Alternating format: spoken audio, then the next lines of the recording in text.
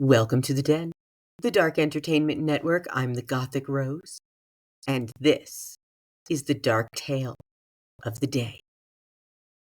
Let me take this moment to reintroduce myself. I am the Gothic Rose, hostess of the Dark Entertainment Network. This is a channel where the news meets conspiracy theories and makes babies in my brain, and it comes out my mouth. I do this because I enjoy it. If you like this type of content, please follow along, because I'm not going to stop. Welcome back, dear fiends of the Den, as we continue the haunted Hollywood history. I am still talking about the unions, SAG, AFTRA, Writers Guild, Producers Guild. They are fascinating, so let's talk a little bit more about them. As we know, back in the vaudeville days from the late 1800s until the early 1930s, contracts were put together by the actors and performers themselves with the theater owners. There were no agents and there was no scale pay. So everything was very inconsistent, even though today work for actors is also inconsistent and scale pay is based on whether you've just joined SAG-AFTRA or any other union, or if you're A-list and have William Morris and Devers negotiating all your contracts for you. But back before this happened, these actors were exploited for as much as they could be. They were definitely not paid their worth, and they worked hard. So along came unions.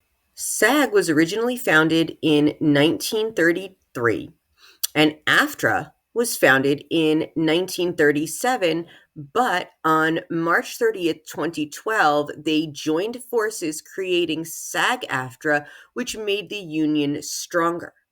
The Writers Guild of America was established in 1954 following the reorganization of the earlier writers' unions, and the PGA, the Producers Guild of America, founded on April 10th, 1916, was actually a professional organization for golfers. Huh? Oh my goodness, that's so weird. We do have the PGA and the LPGA, so they also took that from golfers and made it the Producers Guild of America. Very interesting fact I didn't know. The interesting thing here, according to Wikipedia, is the Writers Guild of America, the WGA, is a generic term for two different American labor unions representing writers in film, television, radio, and online media. The Writers Guild of America East, WGAE, headquartered in New York City and affiliated with the AFL-CIO Nation Trade Union Center. The Writers Guild of America West, WGAW, headquartered in Los Angeles, is unaffiliated. Although both organizations operate independently, they perform some common activities, including negotiating contracts and launching strike actions in unison.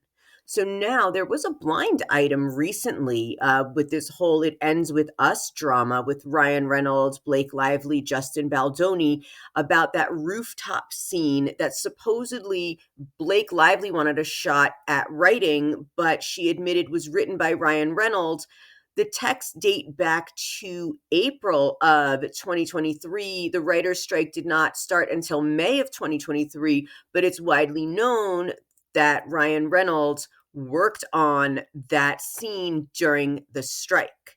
So I'm assuming, since it was filmed in New York and Ryan Reynolds and Blake Lively are New York residents, that the WGAE in New York is the one that called him the scab. Do you see how it all connects?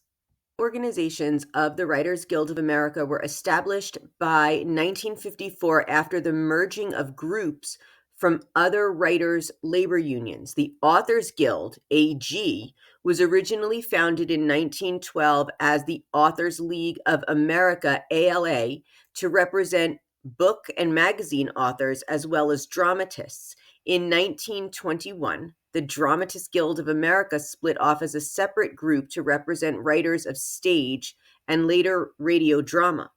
That same year, the Screenwriters Guild, SWG, was formed to represent film screenwriters but operated primarily as a social organization until 1933, when the group affiliated with the AG took on a more active role in labor negotiations, and the AG again is the Authors Guild. With the emergence of the television industry by 1948, the SWG, Screenwriters Guild, and a television writers group within the AG, the Authors Guild, began to represent TV writers. In recognition of the growing complexity of representing members in many different fields of entertainment writing, the unions reorganized in 1954. Both the Authors Guild and the Dramatists Guild would continue to represent writers in print media. The SWG would fold, so the Screenwriters Guild was folding, and those working in motion pictures, TV, and radio would be represented by two new guilds headquartered on both coasts, and that is the Writers Guild of America, East and West. So, of course, the main reason to establish any of these guilds is to have the members join, pay dues for protections in scale fees, raise-in fees, health insurance, and all things like that, because those are basic human needs. And people in the entertainment industry for a very long time were not getting that, and they weren't getting any kind of scale pay. What's your dream? Everybody's got a dream. And if your dream is to be in the entertainment industry, here's what you need to know about joining all of these unions. So for SAG-AFTRA to join, performers must have proof of employment under a SAG-AFTRA collective bargaining agreement. This includes completing 3 days of work as a background actor, work 1 day in a principal or speaking role, being a paid-up member of an affiliated performers union, example ACTRA, AEA, for at least 1 year, and having worked in that union's jurisdiction. For the Writers Guild of America, writers must have scripted material produced and distributed by a WGA signatory company. Eligibility is often tied to accumulating points based on professional writing experience, such as writing screenplays for feature films, penning episodes for television series, or script for new media products. And for the PGA, the Producers Guild of America, aspiring PGA members can follow two main pathways. This is the PGA Associate Program, which involves completing the PGA Professional Golf Management education curriculum. We're working at a golf course, and the golf manager, I don't know why they keep saying golf. It's you have to get a letter and all of that. I don't know why they keep telling me golf with this. Let's just have a laugh about it and give me a moment to figure that out. And again, going back to the It Ends With Us drama, Blake Lively was given a PGA credit. Wayfarer Studios wrote her that letter. So this is what you need, is the qualifying credits. Applicants must have received eligible producer or producing team member credits on productions that meet PGA standards. These credits must be verified and attributed to the individual applicant. Their recent work credits must come from productions released within the last 5 years, with exceptions for feature films, which is 7 years, and feature animation, which is 10 years. Awards of recognition, producers nominated for select producing categories in the Oscars or PGA Awards may qualify for membership if they apply within 2 years of their nominations. They also need 3 unique references who can verify their role and responsibilities based on the productions being considered. And the application materials are a written bio, a resume for certain media formats, a payment if applicable fees are required, and these fees include a $50 application fee, a $600 initiation fee, and $400 annual dues, which is not really difficult for these stars. But of course, these unions are not without their scandals. So here are the controversies in all of these. So SAG-AFTRA and the WGA strikes So both unions have faced contentious negotiations with studios, particularly over issues like fair compensation, residuals, and protections against the use of AI in creative work. So these disputes have led to strikes, including a significant joint strike in 2023.